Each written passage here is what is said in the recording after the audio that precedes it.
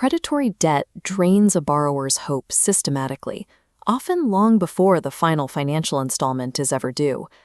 There is a specific, heavy silence that echoes in the room of someone who feels they have completely run out of options. Consider Rajesh. He's a standard middle-class provider trying to do right by his family. His crisis began with a simple, everyday necessity, a small, short-term loan taken out to cover his children's school fees. When funds were tight for the first payment, Rajesh downloaded a digital lending app to pay the EMI. Then he downloaded another to pay the second. This stopgap measure creates a cascading failure that rapidly snowballs out of control. Within a matter of months, a man who was once the proud pillar of his household is reduced to pacing his living room, hiding from his ringing phone as if he were a fugitive in his own home. On the surface, these digital lending apps market themselves as a frictionless lifeline for quick cash. However, that user-friendly interface hides a deeply predatory technical architecture. While the user clicks accept on the terms of service, the app quietly siphons their entire contact list and personal photo gallery. These private digital assets are immediately converted into leverage points on the lender's servers. Agents weaponize this stolen data by threatening to label the borrower a thief to their family and colleagues.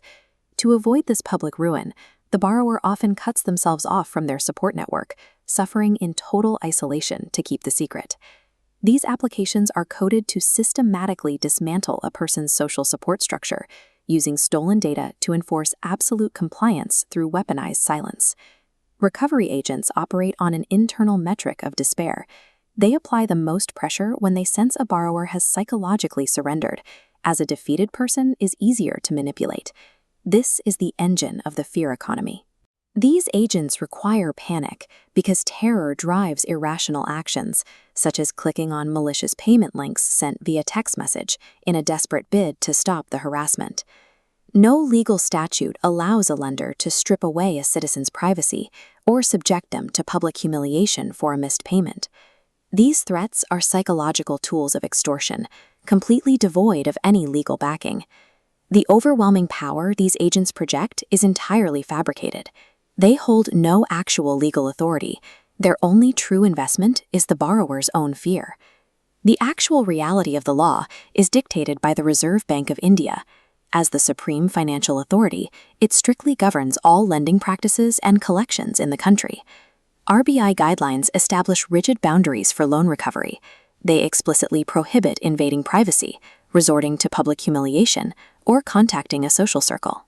There is a stark contrast between the shadowy, coercive tactics deployed by these rogue apps and the clear, codified laws written specifically to protect a borrower's dignity and basic human rights.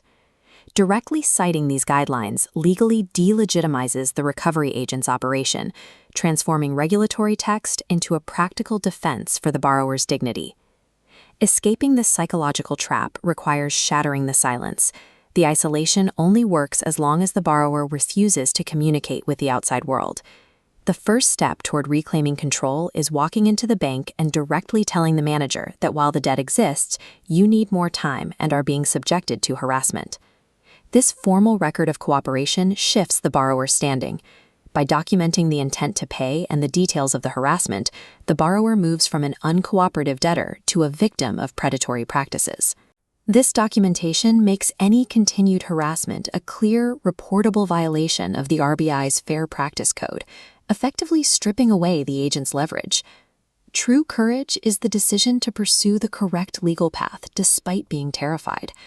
Raise your voice, know your rights, and join the debt-free Bharat movement to end this cycle.